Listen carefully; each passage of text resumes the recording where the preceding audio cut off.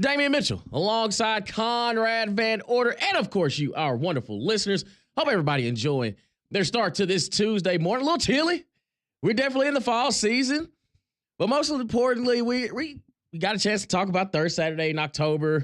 Got a chance to talk about Auburn's loss to Missouri. Today, we kind of look at some other games across the SEC that made some noise. Of course, I mean, you got to, what else to start with the number one team in the nation at the time, falling to the Georgia Bulldogs.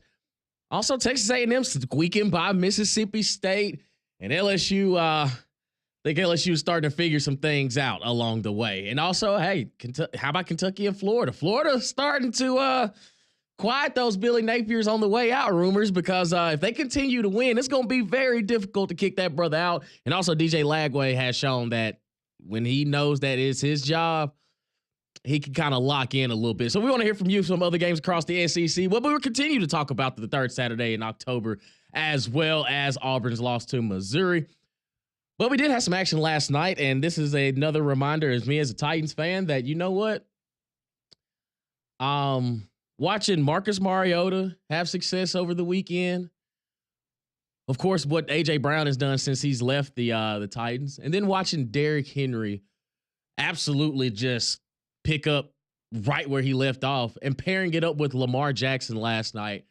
The Baltimore Ravens look like one of the best teams in the NFL right now. Yeah, Tampa Bay jumped out to a 10-0 lead, but it's very difficult to process, man, because what makes it so frustrating is that, one, the Titans are bad, and I kind of refuse to believe it going into the season. But after 5-6 games in and watching Derrick Henry and what he has done, of course, you know who leads the league in rushing, right? Oh, yeah. I mean, I would assume it's Derrick Henry. Yeah. Like, and we built the franchise when he got drafted, well, minus 2 years before he was splitting time with DeMarco Murray. But it's the whole allegations of, he's lost a step, he's aging, he's a running back. He's a rare breed. He is an absolute rare breed, as the Baltimore Ravens, they knock off the Tampa Bay Buccaneers 41-31 in one of the Monday night matchups. And I'll go ahead and admit it, I may have watched 7 snaps of Cardinals and Chargers only because I needed, out of my 9 fantasy leagues, I needed Kyler Murray to put up some numbers, but that game didn't go as I thought. Yeah, individually. I mean, that game wasn't bad. It definitely wasn't as interesting as the Ravens game, because even though that game was a blowout for a lot of the game, or at least the middle parts of the game, it got pretty interesting there at the end with the Bucs, being able to score 3 times in the fourth quarter and make it interesting at least. But I mean, hey, the Cardinals and Chargers game, it came down to a last-second field goal by the Cardinals, and it was a good game for Justin Herbert. He had about 350 yards passing. It was a weird game where, there were kind of spurts where things were rolling along and both teams were looking good. And then there were other times where, neither team could really do anything. But watching Harbaugh get animated and get mad at the officials is always entertaining. And, it wasn't a bad game. It was just, you got 2 very different games last night. And I think a lot of people were probably a little more locked in on the one featuring 2 teams that were 4-2 going into the game. But no, I mean, going to the Ravens game for a second, I mean, Derrick Henry was incredible. I get for you, that's probably a little tough to see, but at the end of the day, like, no offense, but he's probably not making a difference on the Titans. Like, you might have some better stats, but you got bigger fish to fry than that one, I think. So, it is one of those things where I get it. He's kind of been like the face of your franchise for a number of years, and to watch him go to, a team that, I don't know. Do you consider the Ravens to be rival? Like, I kind of consider them to be rivals with the Titans. Like, I feel like there's a little bit of bad blood there. Right, because when the teams usually match up, it's in the playoffs, so it means a little bit more. Exactly. It usually means a little bit more when they match up, but after this season, it's okay. But also Lamar Jackson, 17-22, 281, 5 touchdowns, adds 52 yards on the ground. He's going to win the MVP if he keeps playing like that. He it's should going be to the be favorite hard. right now, again, because, I mean, you look at some of the dudes around the NFL, and it's like, because I know Patrick, and I understand, the Chiefs are undefeated. They're the only undefeated team, even though they haven't looked great offensively at times. And I get why Patrick Mahomes, like, oh, well, he's probably going to win it. He has the best odds, or he did going into the games last night. But you look at his numbers, and They're bad. they are bad. They are not like, oh, he's having a little bit of an off year. It's like, oh, he's like an average quarterback in the NFL this year, which is kind of shocking. And he is better than the numbers show, obviously, but still, it's just kind of shocking. But I mean, I was thinking about this last night, but I mean, Lamar wins the MVP this year. I understand he really's never done anything in the postseason, and you got to fix that for your legacy. But I mean, he'd have the same number of MVPs as Tom Brady if he wins one this year. He'd have more than Mahomes. Until you said it out loud, I didn't even. Yeah. Because, Peyton Manning has 5. Right. Aaron Rodgers has 4. And then Lamar would be tied with Tom Brady. And I'm trying to think. I think there's like 2 other guys that have 3. So that'd be pretty wild. That's insane. Yeah, again, like he would have more than Mahomes, but then you look at what they've done in the postseason, and one of these is not like the other. But, just in terms of, you're definitely going in the Hall of Fame if you win 3. I'll tell you that. It doesn't matter. You don't have to win a playoff game the rest of your career if you have 3 MVPs. You're going to the Hall of Fame, but I think they would like to see them. And he's playing like one. I mean, he's definitely evolved as a passer where his legs are now looked at as I'm not going to say the afterthought, but he doesn't have to use them if he doesn't need to. Like, it's truly just standing up in the pocket, making throws. I mean, Rashad Bateman looked like prime Julio Jones yesterday. 4 catches, 121 yards, and a touchdown. And I don't know, like this Ravens team, maybe Derrick Henry was the missing piece to truly take some of the burden off of what Lamar Jackson needs to do, where, oh no, this is just another valuable piece that I need in order to take him over the hump. And maybe we were the appetizer for what Derrick Henry's success is now in Baltimore. Maybe we just had to build him up to send him on off in his merry ways. Like, hey, brother, we appreciate everything you did for us, but we're holding you back. And now he's in Baltimore, and they're just a dynamic duo. Because in the fourth quarter, when it's time to, wind the game on down, those are the 2 people that you look to see half the ball, like, because they can just chew it up. But, Baltimore does knock off Tampa Bay 41-31 last night, Monday Night Football. And also the the Cardinals knock off the Chargers 17-15.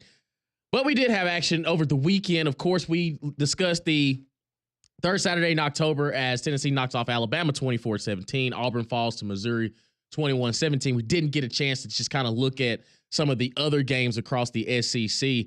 And I guess you really could start with, is this kind of more of Georgia get right situation, or Texas is who we kind of thought they were, as Georgia goes to Austin, Texas in dominant fashion? The score may say they only lost by 30-15, but if you watch the game, you truly felt that Texas was no threat to Georgia, especially in the first half.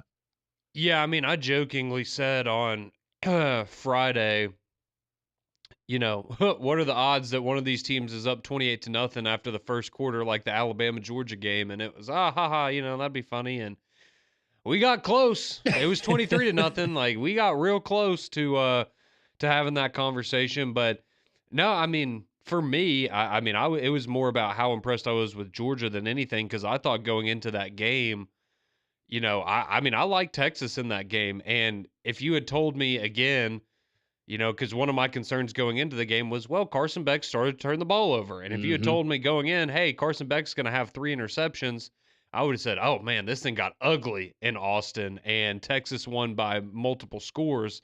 And the exact opposite of that happened. But, I think this was a big game for Georgia, and it was a huge game for ETN. And I think that's something that's big for them moving forward, was kind of getting him going, because he's had times where he's looked sharp so far this year, but it hasn't been, he was picked first team all SEC running back at media days. So, we had high expectations for him. And so to see that come to fruition, but I never would have thought that, like I said, you'd get multiple interceptions from Carson Beck. Quinn Ewers would get benched, not because he got hurt again, but because he was just playing poorly. Yep. Then they would go back to Quinn Ewers after Arch came in and couldn't really do anything either. And, obviously, the pass interference, all that drama, the fans, all of that. It was a crazy game, but at the end of it all, I just walked away so impressed with Georgia that, yeah, I mean, they look, I think we're learning that this year there's no team that's just flawless in college football, right? Every team has cracks. Like even Oregon, who's number 1, and I know they're undefeated right now, but you go back those first 3 weeks of the season, and I mean, we were talking, should they even be in the top 10 right now? And so they've kind of figured some of those things out, but every team is flawed in college football this year, and so it's just going to be what team's playing the best at the end of the year, and what team can just truly survive in advance. And that was super impressive by Georgia, though. I think they're clearly the best team in the SEC right now. I know Alabama beat them, but you can't play that tiebreaker game anymore. So nope, it's over. But the thing is, the battle for the tops. Well, I guess you say at this point, technically second place because Texas A&M still leads the SEC. The battle to get to Atlanta and then try to solidify a playoff spot, you can tell these teams are desperate. They are itching. They are clawing. And to your point, that's maybe why we're seeing teams not play at their peak, because it almost feels like they're pressing at all times because they realize what's at stake every single week from here on out. LSU, for example, I actually thought Arkansas was going to put up a little bit more of a challenge. Oh, yeah. But LSU was looking like, okay, yeah, we may have lost the first game of the season, but since that point, we're trending in the right direction. Texas A&M, similar fashion. It's, okay, we may have dropped it to Notre Dame, and after the Northern Illinois loss, since then, Notre Dame has handled their business. That loss doesn't look as bad as it once did, but they've been clicking on all cylinders. Alabama's still trying to soul search. Tennessee, yeah, they win. They beat Alabama, but how confident are you in this bunch moving forward that they're just going to figure it out? They still hadn't scored in the first half in the past, 3 games? 3 games, yep. I mean, we know what Oklahoma is. We kind of... Yeah, they're just bad. Yeah, they're just bad. And then now Texas, after the loss to Georgia, the pecking order in the SEC, it's literally a dogfight. Yeah, it absolutely is. And I just wonder, too, the closer we get to... because every team has at least one loss now. So you would assume, I mean, Georgia has an opportunity, but you've still got to play Tennessee and Ole Miss if you want to finish with only one loss. Texas, you've still got to play Texas A&M. Like, they've got some obstacles along the way. LSU's got to play Alabama. Like, it's just going to be so interesting to me to see how it ultimately plays out. Because if you have, because I think having at least 1 2-loss team in Atlanta, I think is possible. Whether it's like LSU, for example, let's say they lose a game along the way. Mm-hmm. Well, they only have 1 conference loss because they lost to USC at the beginning of the year, and so that doesn't really affect them as much. But what happens if you have a team that gets their 3rd loss because they're playing in the SEC championship game, and now you're 10-3, and you just suffered an extra loss? Think about what if it's we have Texas A&M and Texas the last week of the season, right? Well, let's say one of those teams is at 10-2, and hypothetically, there's a scenario where you could lose that game, still go play in Atlanta, and then lose that game as well. And now you went from being 10-1 to 10-3 in 2 weeks. How far are you going to fall in the rankings in that way? In the sense of the conversation we had in the offseason of, are you almost better off just not playing in the title game and being good enough to get one of those, 8-9 seeds in the playoffs? So there's going to be so many parts of that are just so interesting, and we still have so many games that, especially for Georgia with both Ole Miss and Tennessee, and then Alabama, LSU in a couple weeks. It's eating up, man. I guess technically even Missouri, like, if they were to win out, like, maybe, like, you've got 6 or 7 teams right now that. So you're telling me there's a chance, right? There's about 3 or 4 of them that we feel good about, and there's about 3 or 4 other ones that you're like, yeah, depending on how things shake out. I'm telling you, man, the SEC, we knew coming into the season there was going to be turmoil, but I don't think we expected it this quick. But we're seeing it firsthand. We want to hear from you. 205-834-9450. Kind of recapping some of the other games over the weekend. We'll continue on with the third Saturday in October, and also with Auburn and Missouri as well. Hear from Coach Freeze and Coach DeBoer as they hit the podium yesterday in their press conferences. Keep it locked right here on Morning JOX and JOX 94.5.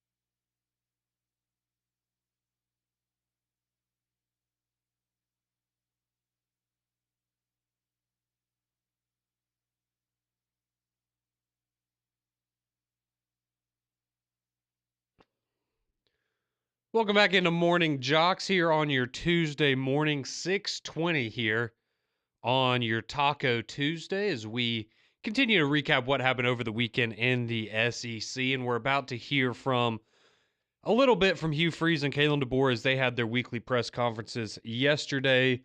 A lot of interest in both of those press conferences as both teams coming off of losses. So we'll start down in Tuscaloosa, Alabama. And I think the big question on a lot of people's minds, and even after this answer, I don't know if it completely convinced some people, Damian, but One of the first questions, or one of the first things that Kalen DeBoer hit on yesterday at his press conference was Jalen Milroe, and he was asked if Jalen Milroe is dealing with any sort of injury, if he's banged up, maybe some reason to explain his performance on Saturday. And this is Kalen DeBoer talking about the status of his quarterback, Jalen Milroe.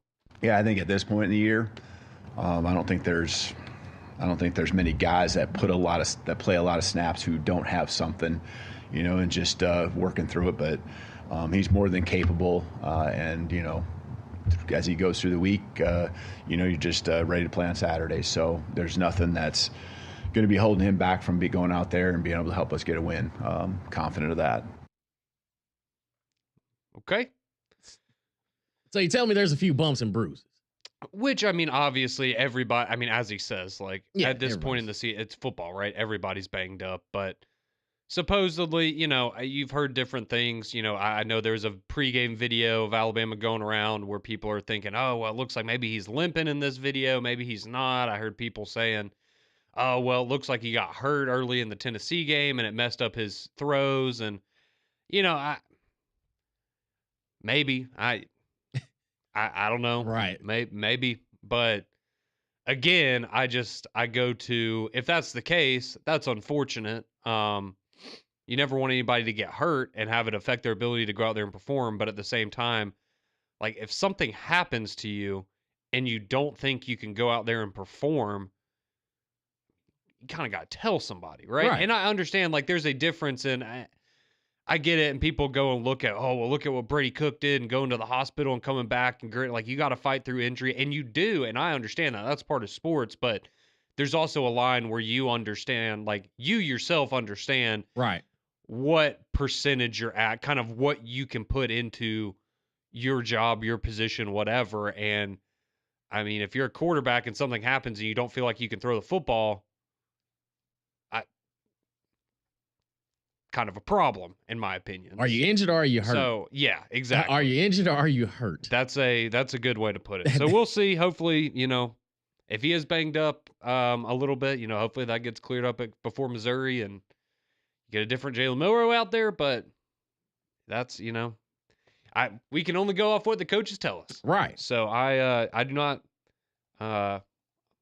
unfortunately have Jalen Milroe's cell phone number to where he texts me and tells me how what boo-boos he got. Hey, big dog, you good? This past weekend. Yeah.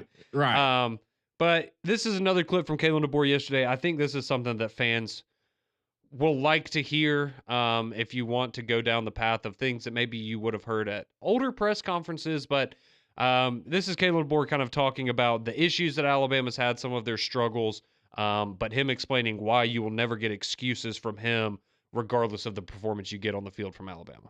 Just, I think the biggest thing is the message has been over the weeks, not just this week or not just after Vanderbilt, but the weeks, all season long. The message is always going to be there's never going to be excuses. That's one thing that, only softens character. It lowers the standard, and that will never happen. And so, again, talk about being solution-oriented, continue about moving forward, making sure you got the right people here. And I firmly believe that we have a lot of great people with a lot of great skill sets, whether it's players, staff, and that they're all working together. And so really, know that that's going to be the case.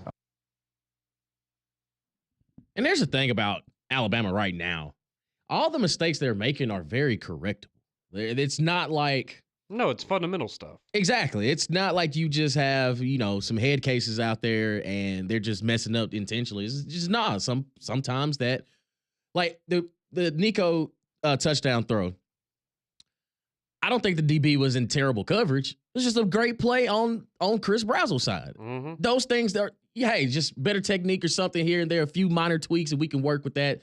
But as far as, especially on the defensive side, again, we continue to harper on, like, these aren't your Quinnen Williams, Daron Paynes up front. This is where we are in college football. They're just not as dominant as they have been across the defensive line, across the defensive front. Where, in spurts against Tennessee, they started to wreck, but it wasn't consistent. That's the biggest thing. There's just no consistency of stacking plays. And I think he even Coach DeBoer kind of hit on that when dealing on the offensive side of creating explosives. He's like, well, it's hard to stack plays when you don't have any explosive in between to continue to build as you're going down the drive, which I completely understand. But and then I'll continue to stand on this that no matter how talented Ryan Williams is, there's no reason why he should be targeted to 19 times. I maybe 7 or 8 were designed to have him as the first read, but Jalen Monroe has to go through his progression. He's got to, I understand. And when you have him open, you got to hit him. Well, I was about to say, and that's the thing. If you're targeting him 19 times and he has 16 catches, maybe we can look at that and go, well, that's kind of an interesting game plan, but hey, it's working, right? When you're targeted 19 times for 8 catches, that's when you start to go, that's 11 missed opportunities that, I mean, who knows? Maybe you go 0 for 11 on those passes to other guys too, but that's where you start to look and go, okay, it worked a little bit, but you targeted him 19 times and you still never even got that big play because it felt like that's what you're trying to force, right? Is he makes an incredible move on a defender and he breaks one for 50, 60 yards and you never got that and you continue to double down and I'm not going to, and we'll see if that's something moving forward, if this is like an every game type of thing now. Because I'll be honest, there was a part of me that wonders, okay, well, we want to keep this kid happy. We want him to stay here. Maybe we should throw him the ball a lot. See? And make it known that he's a priority. And I know that these are completely different circumstances. Cam Coleman has been targeted 22 times this season. Ryan Williams was targeted 19 times in one game. I'm not saying one's better than the other, one's right, one's wrong. I'm just saying, like,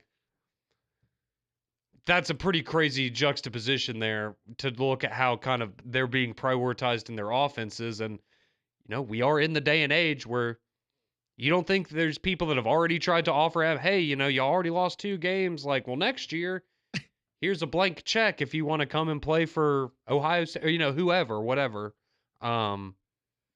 Just saying, like, I wonder if that, maybe factors in a little bit of, hey, it's crazy, man. Let's let him know. It's crazy that we've gotten to this point in college football where, like, that's genuinely a concern. And I don't think the coaches would ever acknowledge that or admit that. But it's something. And it may not.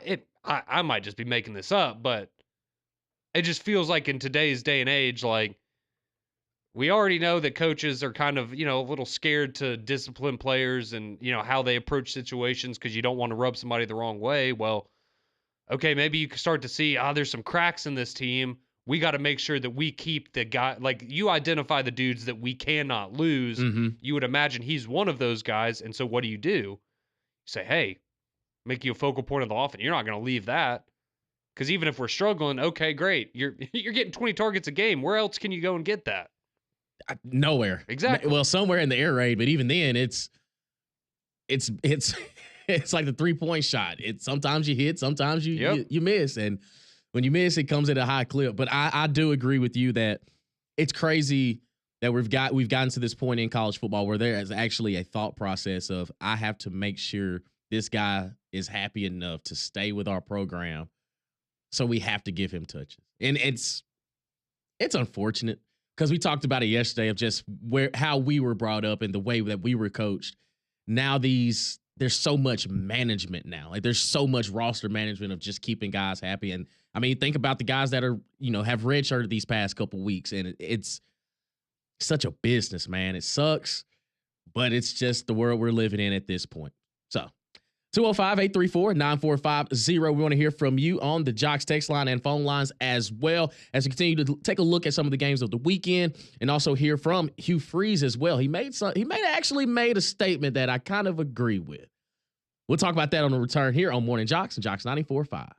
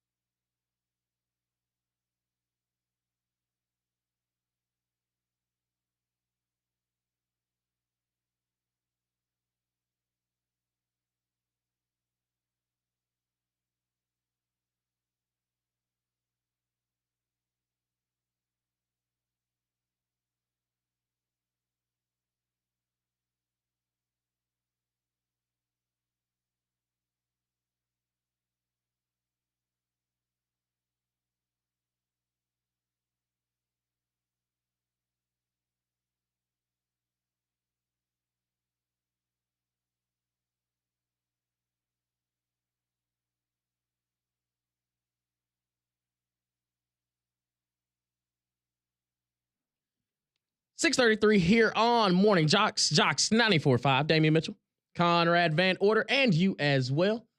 205-834-9450. JOX text line and phone lines are open. I want to hit one thing. Hugh Freeze hit the podium yesterday, and he had some things to say, and I actually agree with something that he says right here. But I do think we still play not to lose instead of, man, let's play to win. And truthfully, we probably are coaching that way some too.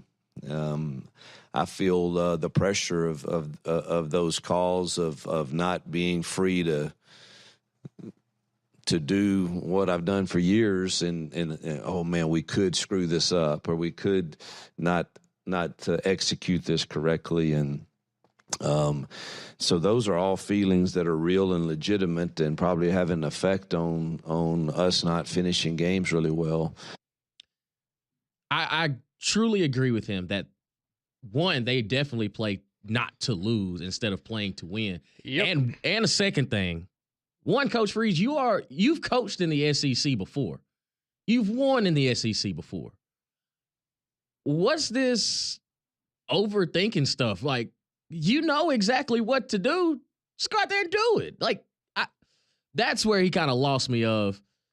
There's the pressure of calling all coaches go through that. Every single coach goes through that. But if you've done what you've needed to during the week, then you should look down at your play call with the plan that you've had all week, see what you see on the field, make adjustments when need be, and let the chips fall where they may. That's where I'm like, hold on. There's a reason. What he said right there is the reason why they're 2-5 right now. It's either they don't feel confident from what they've said during the week or what the plan was during the week, and their paralysis by analysis is happening during in game. But you have to keep your foot on the gas when you have them. And you literally had Missouri up 14-3, and in a span of 20 minutes, you end up losing the ball game. So do you put that more on the players or the coaching from the standpoint of, do you look at it more as, okay, the players just haven't been able to pick up the offense, or they haven't been able to kind of master the nuances of it? Or do you look at it more as maybe it's too complex on the coaching side of things, and that's a coaching problem if you're not able to relay the necessary information to your players? It's a little bit of... Or it could be both. Yeah, I was about to say it's a little bit of both, because one, you as a player, you just have to go out there and execute the plays that are called. Mm-hmm. Two, when you are up 14, when you're up 17-3, 14-3, you should have a plan. You should have a plan of, like, let's slow the game down a little bit and probably throw the ball less, depending on down and distance. And I understand it's an RPO-based offense and all this stuff, but I'm pretty sure if you open his playbook, there are some straight-up runs in there. Now, I mean, he did a good job of sprinkling some things over the weekend where, you know, they had the full house backfield. They were able to run a couple options, and I mean, those weren't RPOs. They were just option plays, and some over there were just the stretches and things like that. So he has the ability to do it. Why not stick with it? That's where I have the issue of, okay, if you have this lead, I think that every coach should, and it's crazy to think that Coach Hatcher at Sanford kind of coaches like this. He says he calls plays like we're down 7 points, no matter what. Like, he feels as though, like, okay, we're down by 7, so let's kind of go from there. And sometimes, you know, the scoreboard will dictate how you go from that moving forward. But with Auburn, there's too much talent on the field for them to be this bad. That's what really kind of just frustrates me, because the first year we gave you kind of a mulligan because it's year one. But this year you actually have the talent, and it looks worse. You hired Hugh Freeze to fix the offense, and that's what the biggest issue is, because defensively they've made some strides, but offensively it's still, there's no identity. It's, okay, let's try not to turn the ball over and see where it goes. So if you look at the game against Missouri, so after you score to make it 17-3 there in the third quarter, things are looking pretty good. This is how the rest of the game goes for Auburn. All right, your next drive, pretty good. 13 plays, 63 yards, but it's that missed field goal. Mhm. So you're able to move the ball, but you're not able to turn it into points. All right, then your next drive, 3 plays for 7 yards, 3 and out. Next possession, 5 plays, 25 yards, and then a punt. Then you had a 3 and out for -3 total yards, 3 and out. And then on the last one, you had a turnover on downs, 4 plays, -8 yards. Whew. So that's where you went from 2 touchdown lead the rest of the game. That's the offensive production that you got. That's frustrating. It is. Because, I mean, it's similar, again, and a lot of these similarities that I don't want to keep comparing them, but at this point, like, there's a lot of similarities to what we're seeing from Alabama and Auburn in some of these senses. Because you look at the Alabama-Tennessee game, and what was it? The last 4 possessions you had in the fourth quarter, you had, like, I think 3 total yards. That's unacceptable. Absolutely unacceptable. Because in that game, you're in a position, you have a lead. You're not up 14, but you have a lead. And you completely lose control of the football game. And that's exactly what happened with Auburn and Alabama on Saturday. Man. Just coach to win, baby. Coach and play to win, coach. And you got Kentucky. And right now, Kentucky is a 2.5-point favorite at home. Yeah. Over under set at 42. I did see this yesterday, it's you could say this probably with a couple of teams now, but Kentucky football is favored to beat Auburn football, but Auburn basketball would be favored to beat Kentucky basketball. So, it's just one of those weird little things. What times are we living in, bro? What times are we living in? Oh, just buckle up, baby. If you thought SEC hoops is getting closer for Auburn fans. If you want to go ahead and throw in a towel for the football season, you got a pretty good basketball team on the horizon, but we shall see. We're locked in for NBA. Come on, Damien. That starts tonight, right? Yeah, dude. Celtics and Knicks. Yeah. Yeah, it is. You get to watch Bronny and LeBron. Let's go to the phone lines, 205-834-9450. I love LeBron, but Ronnie, G League is calling. Let's go to Don real quick. What's happening, Don? Hey, good morning, guys, and happy Tuesday to you. And, guys, I think we might have the biggest crowd we've ever had up there today, excluding that Stallion celebration. Everybody's coming. We're looking forward to it, Don. Surprises for you. Damien, your boy Boomer's coming back today. Way to ruin the surprise. Well, I mean, that's not the surprise, okay? I got a couple other people coming that are surprised. But Damien, what you're just saying, exactly, I agree with you about Auburn. And we're playing not to lose. We're not playing the track. Yeah, I agree wholeheartedly with that. And the whole fourth quarter just proves that to be in that game. And Conrad, you're right. I mean, y'all didn't move the ball either. I agree with everything you guys have said this morning. Yep, just kind of a rough Saturday all around, Don, but it's all right. We'll get back up on that horse in 5 days. Well, you guys brought it up. My Bruce Pearl and the Auburn basketball team starts in 2 weeks, so I say, look, I'll never quit cheering for Auburn, and I mean, I'm not even going to say we're going to win anymore. A win would be great, but I don't know, man. It just. So what you gonna cheer? What you gonna cheer for if you're not gonna pick them to win the ball game? Well, I'm not even gonna pick anything this week, Damien. I'm sorry about that. That's my stupid thing going off. We appreciate you, Don. Let's go to Allen in T-Town. What's happening? That thing was going off last week. He's got to get that fixed. Yeah, I got to get the battery. Sound like a good end result for Don. No. No, but guys, everything you're saying is true. I will say, I think it is hard to go when you come out in the beginning of the game and the first couple of offensive drives are scripted. It's very easy to get up and execute, and when you execute and you have success, you get a really great attitude and momentum around your team. Mm-hmm. But when you go from that to conservative to not lose, yep, just like at Georgia, just like at Missouri for Auburn, and then you get in trouble, it's hard to shift back from conservative to momentum swinging execution. It's tough to go from good to bad to good.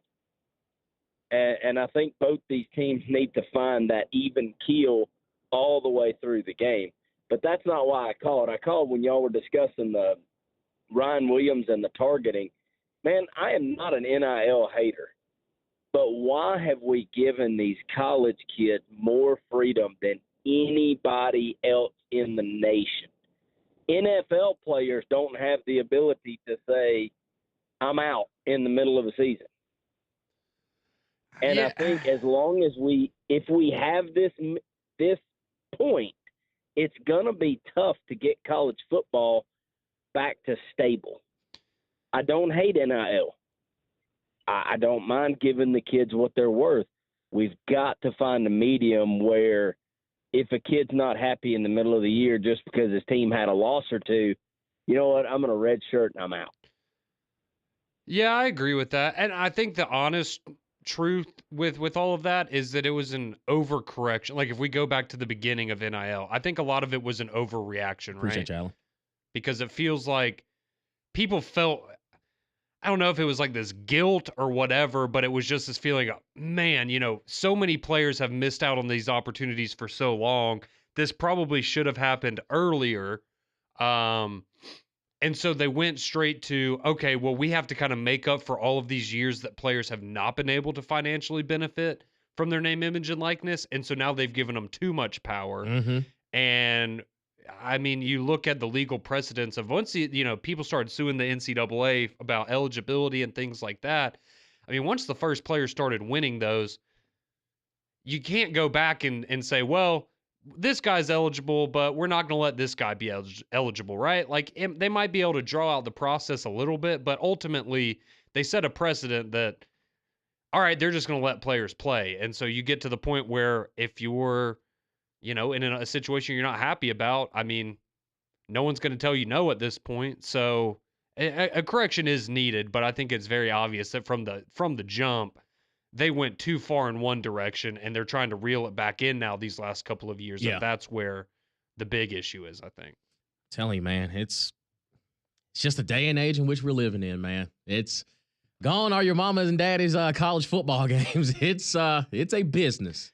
And at every level. I will just say, maybe it looks different, but do we not consider what Devontae Adams did the same thing as? Oh, by far. City? I mean, it's the same thing. It's the exact right? same thing. His hamstring was 2,000% better. He was injured, and then he magically was healthy the day he got traded. You know, like he did the same thing. He didn't like where he was. He sat out and forced him to trade him. Well, I tell you. It's just a different era. It's a different age we're living in. Rich, Todd, we see you on hold. We want to make sure we get to you when we return here on Morning JOX and JOX 94.5.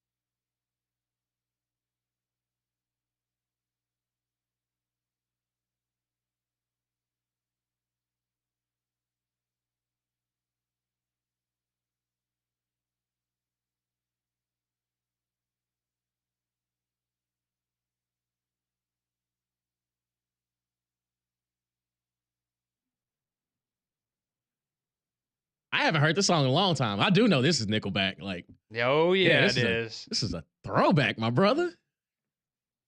Man, I heard this in a minute. Welcome back in the Morning JOX, JOX 94.5.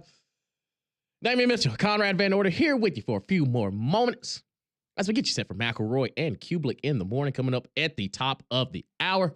Let's go back to the phone lines. Let's go talk to our buddy Todd in Leeds. Wants to talk some ball with us this morning. What's going on, Todd?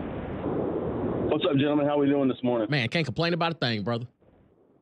I hear you. Hey, so I watched every single snap of the Tennessee game Saturday, and honestly, I don't really know what else to say. I don't know what else to say besides we don't give a damn about the whole state of Alabama, whole state of Alabama, whole state of Alabama. Don't give a damn about the whole state of Alabama. We're from Tennessee.